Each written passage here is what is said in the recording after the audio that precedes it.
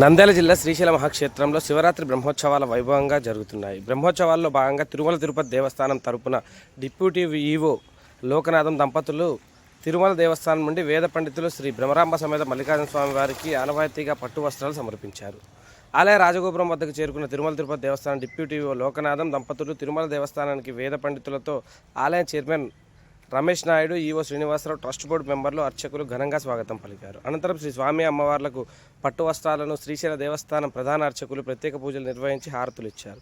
మంగళవాయిద్యాల నడుమ ఆలయ ప్రదక్షిణలు నిర్వహించి శ్రీ భ్రమరాంబ సమేత మల్లికార్జున స్వామికి శాస్త్రోక్తంగా పట్టు వస్త్రాలు సమర్పించారు.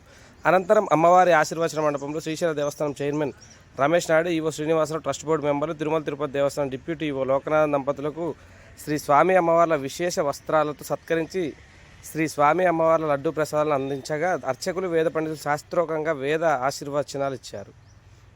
మహాశివరాత్రి బ్రహ్మోత్సవాల్లో తిరుపతి దేవస్థానం తరపున పట్టు వస్త్రాలు సమర్పించడం ఎంతో ఆనందం కలిగిందని అనంతరం Tirupati Devasthanam deputy EO Lokanatham, Srisailam chairman Ramesh Naidu, EO Srinivasarao శేష వస్త్రాలతో సత్కరించారు.